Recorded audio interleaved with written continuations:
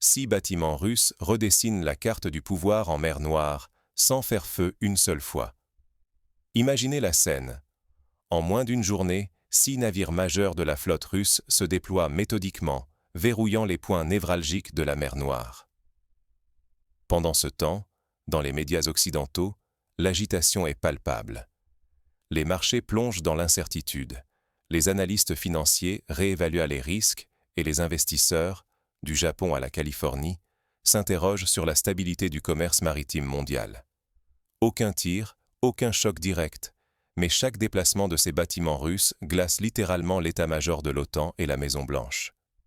L'équilibre fragile, garant de la sécurité régionale, vacille soudainement, enveloppé d'un silence tendu qui rappelle les heures les plus sombres de la guerre froide. À Bruxelles et à Washington, l'angoisse monte. L'Alliance Atlantique convoque d'urgence ses meilleurs analystes et stratèges militaires. Les images satellites défilent sur les écrans, chaque pixel scruté dans l'espoir de déceler le moindre indice sur les intentions de Moscou. Les partenaires bulgares, roumains, turcs sont consultés à tout moment. Les États-Unis, autrefois incontestés, craignent désormais d'être relégués à un simple rôle d'observateur, incapables d'intervenir rapidement. Pourtant, aucun échange de tirs. Juste une démonstration de force chirurgicale qui modifie les règles du jeu sans déclencher la confrontation que tous redoutent. L'impact de ces déplacements est immédiat. Des cargos détournent leur route, les prix du pétrole et du blé s'envolent. La confiance dans la sécurité maritime est brisée. Les compagnies d'assurance maritime augmentent leurs primes. Les exportateurs de céréales ukrainiens cherchent des alternatives coûteuses. On repense à la crise de Suez en 1956. Un simple blocage a alors paralysé la moitié du commerce européen. Ici, le risque se profile à l'échelle d'un bassin entier. Si cette nouvelle configuration s'installe, l'Occident risque de perdre non seulement son avantage stratégique, mais aussi sa capacité à défendre ses intérêts économiques. Et, au bout de la chaîne, nous pourrions tous ressentir les conséquences concrètes, que ce soit à la pompe à essence, à la caisse du supermarché, ou même dans la stabilité de nos emplois. Alors, comment la Russie a-t-elle bouleversé l'ordre en mer Noire sans déclencher la foudre? Pourquoi cette opération muette menace-t-elle l'équilibre mondial? Pour comprendre ce coup de force inédit, il faut plonger dans les coulisses de la préparation russe et décrypter chaque geste calculé. Le scénario qui s'est joué sous nos yeux révèle en réalité bien plus qu'une simple manœuvre navale. Il s'agit d'une opération multidimensionnelle, pensée pour exploiter chaque faille de l'architecture de sécurité occidentale et pousser ses adversaires à la réaction. La mer Noire n'est plus un simple carrefour commercial. Elle pulse désormais au rythme d'une guerre des nerfs, où chaque mouvement, chaque signal, chaque silence compte. Depuis l'Antiquité, cette mer intérieure relie l'Est et l'Ouest, tissant routes marchandes, ambitions énergétiques, rivalités militaires et tensions séculaires. Les empires byzantins, ottomans, russes s'y sont affrontés tour à tour. Aujourd'hui, cette histoire se rejoue, avec des moyens technologiques jamais vus. Face à la montée des tensions, la Russie a méthodiquement étoffé ses bases navales à Sébastopol et Novorossiysk. Ce repositionnement, loin d'être anodin, lui offre la mainmise sur tout le sud du bassin, projetant sa puissance maritime jusqu'aux portes de l'Europe. C'est le fruit d'années de planification. Depuis l'annexion de la Crimée en 2014, Moscou n'a cessé de moderniser ses infrastructures, déployant des sous-marins, des frégates et même des corvettes furtives équipées de missiles calibre. À titre de comparaison, c'est comme si, au plus fort de la crise des missiles de Cuba, une puissance étrangère avait installé une flotte entière à quelques kilomètres de Miami. Aujourd'hui, 6 navires de guerre russes sillonnent la mer, appuyés par des systèmes terrestres et aériens. Leur présence verrouille les principales routes maritimes, surveille chaque passage, prête à intervenir à la moindre alerte. Ce quadrillage crée une tension permanente, testant silencieusement la réactivité de l'OTAN et des États-Unis. Un exemple frappant. Lors d'un exercice naval de l'OTAN l'an passé, un navire britannique a été escorté pendant plusieurs heures par des bâtiments russes, démontrant la capacité de Moscou à contrôler chaque mouvement dans la zone. Mais la mer Noire reste un espace sous haute surveillance.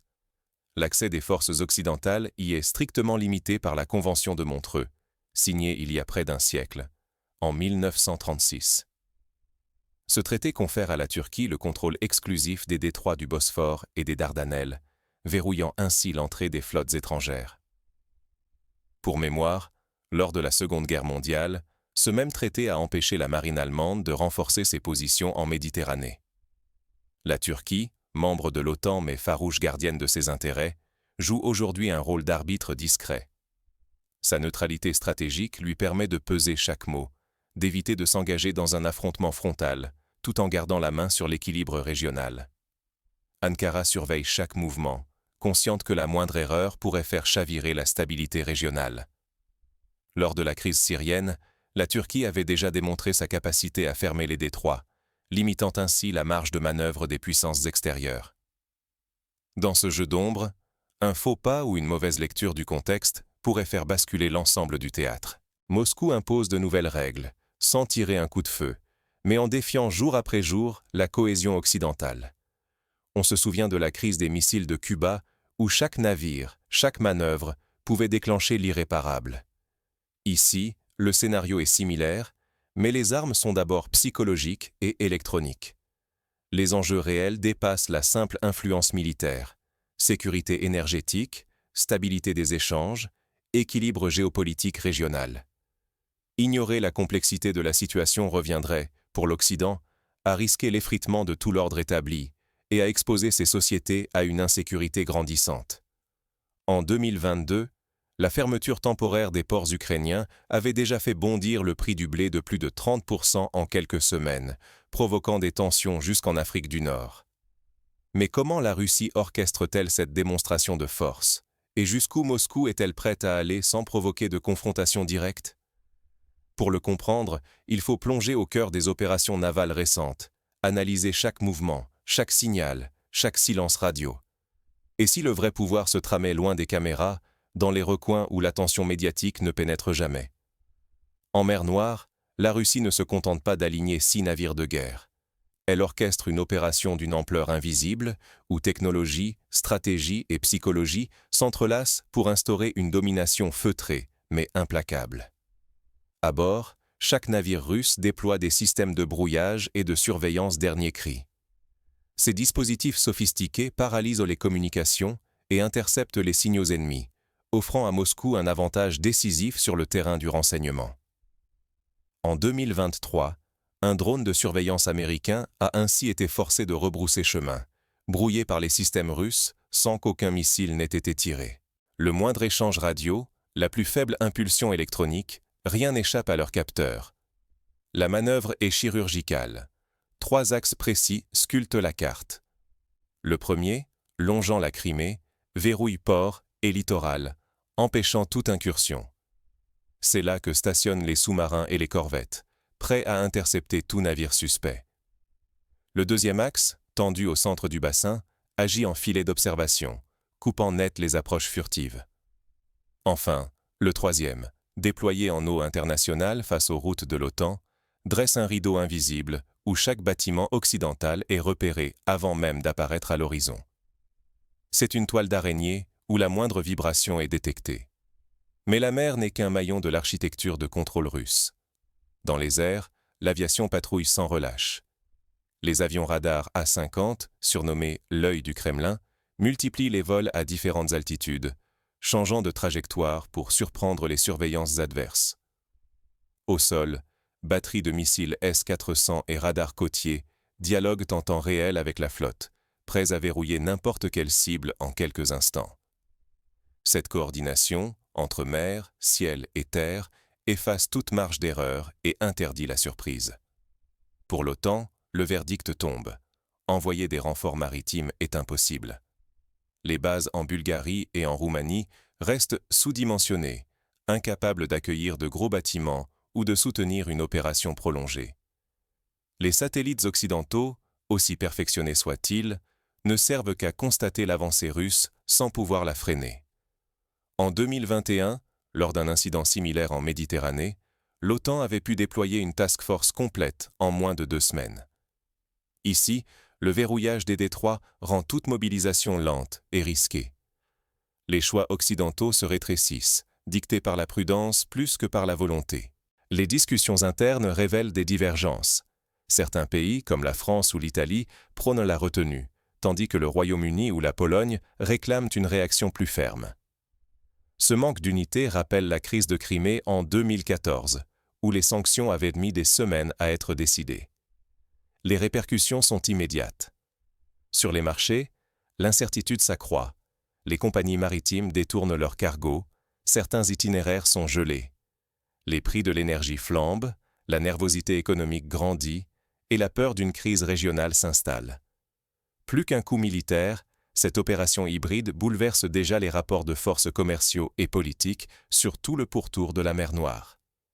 Un scénario similaire s'est produit lors du blocus du détroit d'Ormuz, où le simple déploiement de quelques vedettes iraniennes avait suffi à faire bondir le prix du baril de 20% en 48 heures.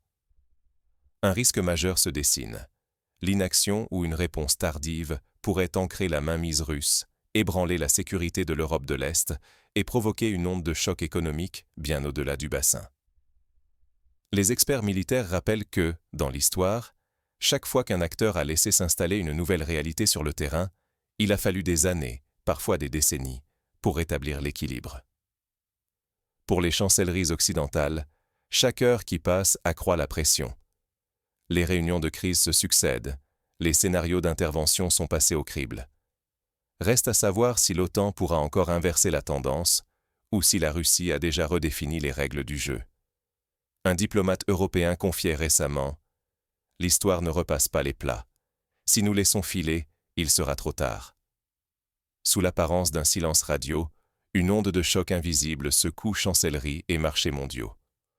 En moins d'une semaine, la Russie a métamorphosé la mer Noire en citadelle. Des drones aux satellites, chaque déplacement sur ou au-dessus des flots est observé, chaque signal disséqué. Aucun bâtiment, aucun avion n'échappe à ce maillage serré. La moindre intrusion déclenche un avertissement voilé, parfois même un brouillage ciblé.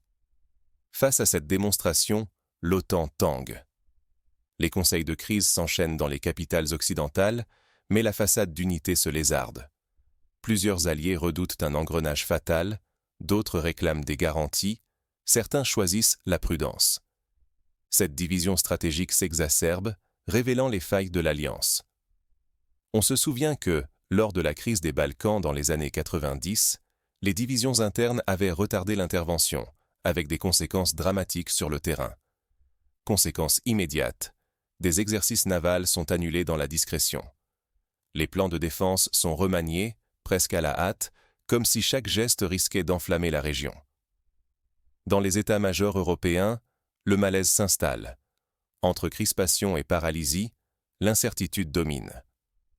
Plusieurs officiers supérieurs confient leur frustration dans l'incapacité à agir, rappelant que la doctrine de l'Alliance prévoyait une réponse plus rapide à toute menace majeure. Mais Moscou ne se limite plus aux militaires. Sur le front diplomatique, la Russie isole l'Occident, imposant son propre tempo. L'Alliance se retrouve constamment sur la défensive, incapable de reprendre l'initiative, contrainte de s'adapter aux règles dictées par le Kremlin. Lors de la crise géorgienne de 2008, la Russie avait déjà su imposer sa vision, obligeant l'Occident à négocier après coup sur le terrain établi par Moscou. Pour la première fois depuis des décennies, les États-Unis doutent. Le leadership américain vacille, la capacité d'intervention s'amenuise, entravée par l'incertitude et le manque d'unité. Washington hésite. Riposter frontalement ou temporiser, tout en craignant de perdre l'appui de ses partenaires. Certains conseillers rappellent la guerre de Corée, où la moindre hésitation américaine avait failli coûter le contrôle de la péninsule. Le choc n'est pas seulement militaire. Dans les opinions publiques et au sein des gouvernements, un sentiment d'impuissance s'installe. Les responsables peinent à rassurer face à la perte d'influence et à la pression d'une situation qui leur échappe. Les tensions internes croissent, attisant défiance et anxiété. En France, en Allemagne, des voix s'élèvent pour demander plus de transparence et de coordination, par crainte de voir l'Alliance sombrer dans l'inaction. Chaque atermoiement occidental érode un peu plus la crédibilité de l'Alliance. L'effet dissuasif s'effrite, au rythme où la Russie impose sa loi en mer Noire. Des experts rappellent que, pendant la guerre du Vietnam, la perception d'une Amérique hésitante avait encouragé ses adversaires à multiplier les provocations.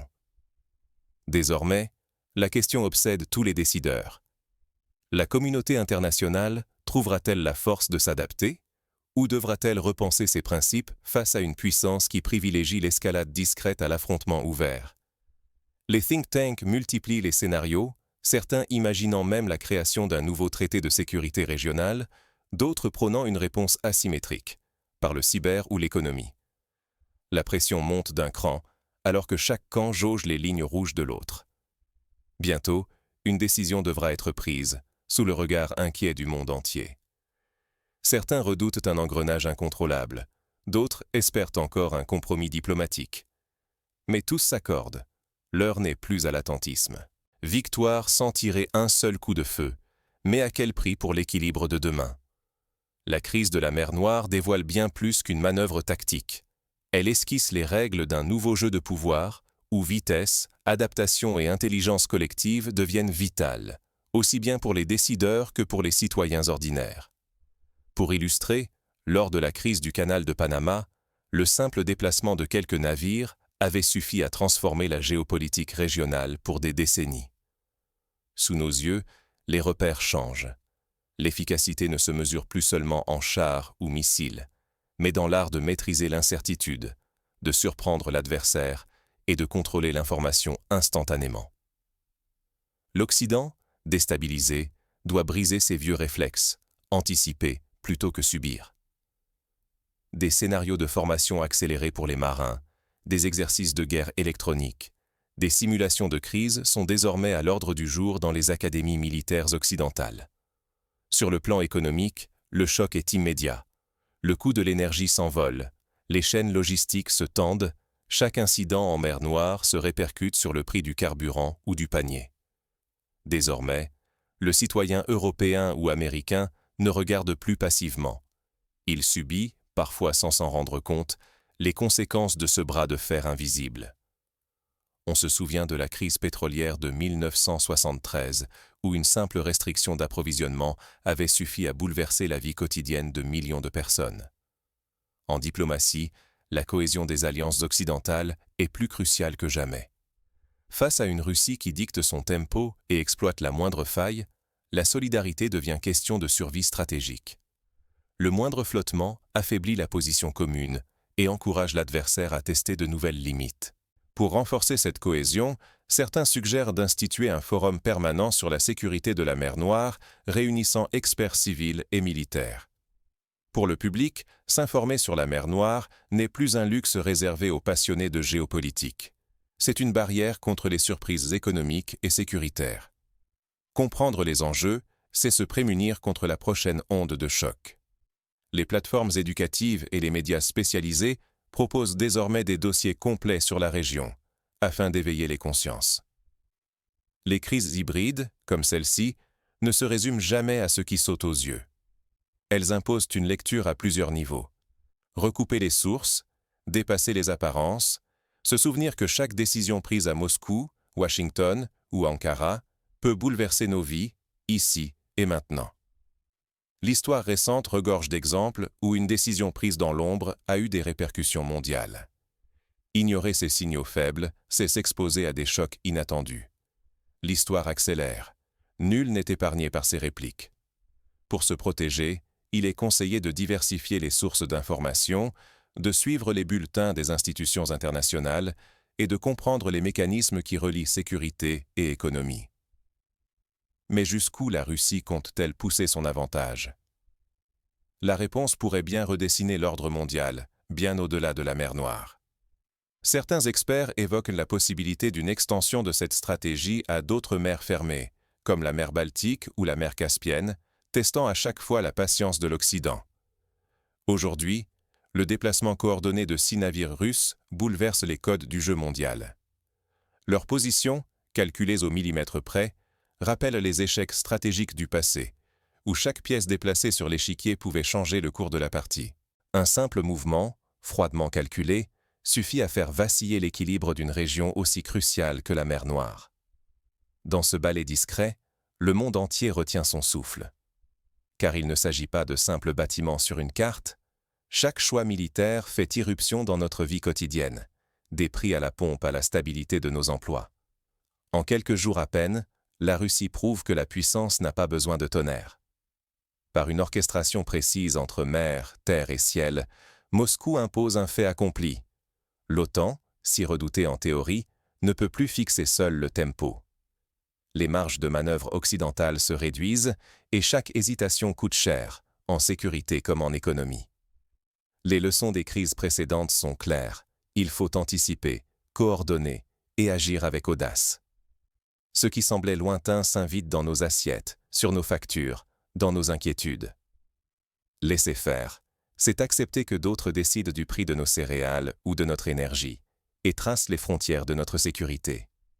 Plus que jamais, la mer Noire révèle une évidence. Le monde ne cesse jamais de basculer, même dans l'ombre. Se préparer, c'est aussi investir dans l'éducation, la résilience économique et la coopération régionale. S'informer, vérifier, comprendre. Aujourd'hui, rien n'est plus précieux que l'attention portée à ces nouveaux rapports de force. Derrière chaque manœuvre se cache un message, souvent plus vaste que le simple déploiement militaire. Les institutions de recherche, les universités et même les écoles secondaires intègrent désormais l'étude des crises hybrides à leur programme. À chacun d'anticiper, de décrypter, de refuser la passivité. Les enjeux se jouent à distance, mais leurs répliques nous atteindront tous. Il est temps d'apprendre à lire entre les lignes, à questionner les évidences et à s'impliquer, même modestement, dans la compréhension du monde qui change. Car, plus que jamais, anticiper, c'est se donner une chance d'agir avant qu'il ne soit trop tard.